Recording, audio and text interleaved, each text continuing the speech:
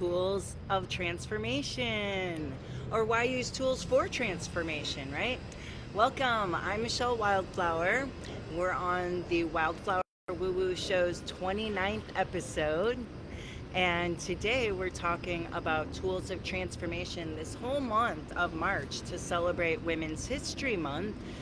And today we're talking about why we would use tools of transformation and what they might help us with in our life. And I want to add, in case you notice that I'm not in my usual background, I'm actually in St. Petersburg visiting my daughter. So I was trying to find a out of the way place in the city to do the show. So thanks for your patience. I started a little early because there was no one around, and it seems like people could walk through here, and I figured I would just seize the moment when there was privacy so we could be alone. As alone as you can be in St. Pete, right?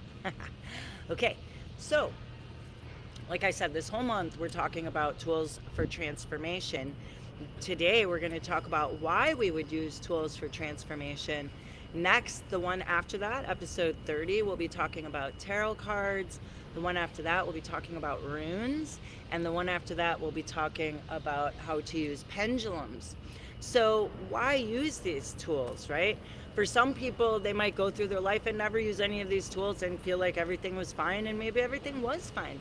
But for some people that are seeking a higher purpose in life, they might not know what that purpose is. Sometimes people get at a crossroads, or they face challenges before them, or they might even feel like they're at a standstill, which, right, that might be like feel like the worst point, because it's not even like you don't know which way to turn. It's like you feel like there is no way to turn.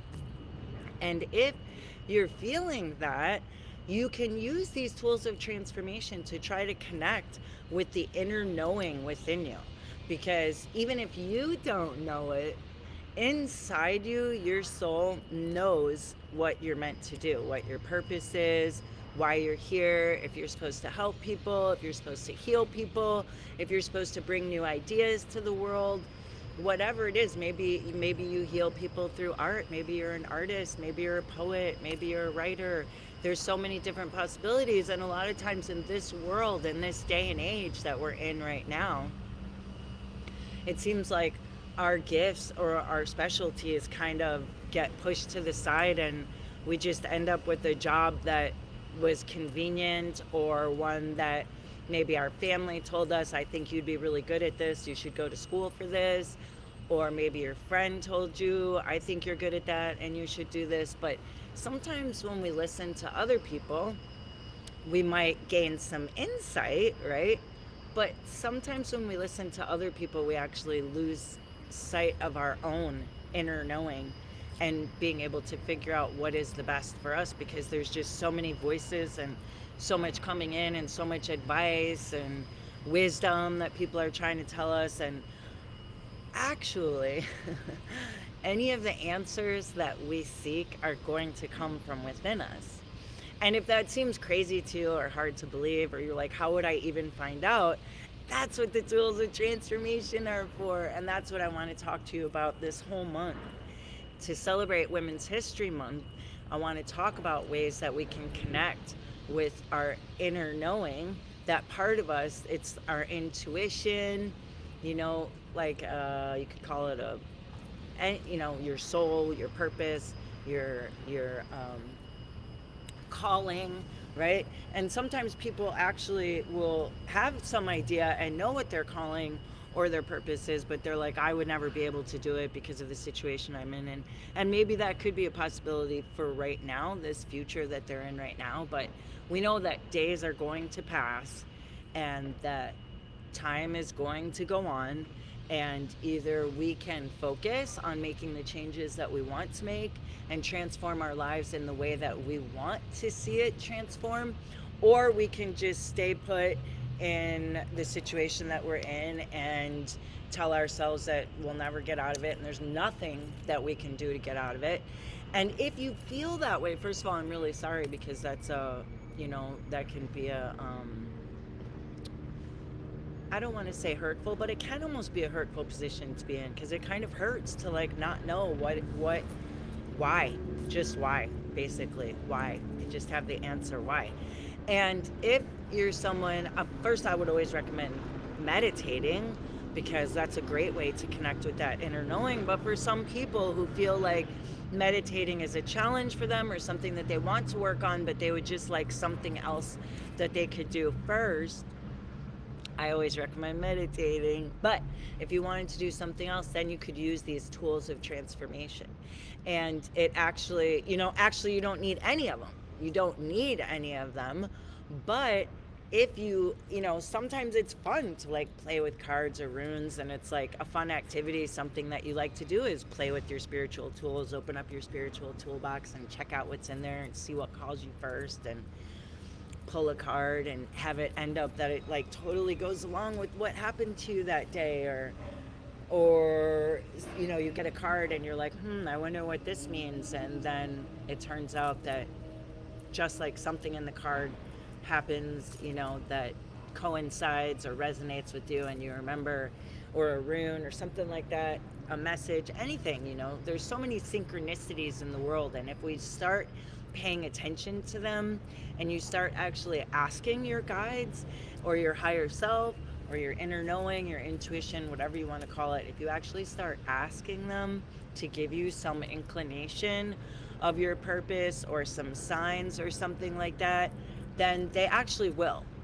A lot of times, if you haven't asked, then that's why you haven't seen it. Sometimes you don't have to ask, but sometimes if you feel like you're not feeling that connection, or that you have anyone else out there on your side, like your spirit guide or whatever you call them that resonates with you, angels, or whatever resonates with you, like I said, then asking for a sign. Sometimes once you ask, it's like a lot of times spirit can't communicate with us unless we actually ask.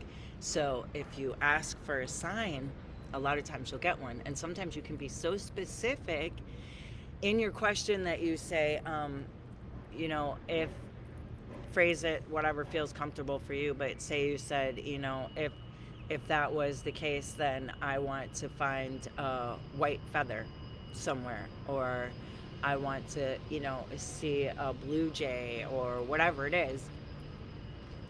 Then you could ask for it, and you'd be surprised sometimes the signs that you might receive. And once you start trying to connect with your spirit guides or your angels, or like I said, whatever you call them, if you haven't tried before, then that might be why you haven't felt any connection. So maybe now it's a new year, right? We're into March. If you're feeling like you want to deepen something in your environment so that you have a better purpose, or more understanding, or a clearer focus, or some kind of perspective on what would be the best choices for you to make, you could always ask for a sign. And the next few episodes, we're going to be talking about and understanding how to use tarot cards, runes, and pendulums to connect with our higher self and to deepen that inner knowing. How does that sound? Does that sound good? Thumbs up if that sounds good. Type yes in the comments, even if you're watching the replay. And that'll just send a message to your subconscious mind that you're serious about this, and this is something that you want to do. You could ask for the sign anywhere you are, and usually if I ask for a sign afterwards, I will always say thank you, thank you, thank you. So I always recommend having a lot of gratitude for any signs or any spirit work that you are trying to do, or anything like that, because it's even just practicing gratitude can affect physiological changes in our bodies. So if you want to deepen that connection, tune in next week when we're talking about tarot cards, and we'll break that down. We're just talking about the basics. And something else that I wanted to tell you about that I'm really excited about. So we have something big that we've been working on since January, and we're finishing up, tying up the loose ends right now, and we're very close to being finished. I can't wait to share it with you, but I'm not unveiling it just to the world. It's to a select few, and it's to those who sign up for our Awakening the Divine Feminine Spiritual Summit, which is March 30th, 1 to 5 p.m. And in that summit, I'll be interviewing a variety of educators in the metaphysical realm that are doing important work helping people to discover their soul's purpose and awaken that divine feminine within. So we would love to have you join us. Go to naturesmysteries.com and we'll be having a drawing as well as the unveiling at the end of it. And like I said, I'm so excited to share it with you. I think everyone's going to be wicked excited. I'm hoping as excited as I am, because I'm just like beside myself with excitement and I can't wait to share it with you. So I hope you enjoyed today's episode when we talked about tools of transformation and why you would use them. And join us next week on episode 30 when we discover tarot cards and go over some basics.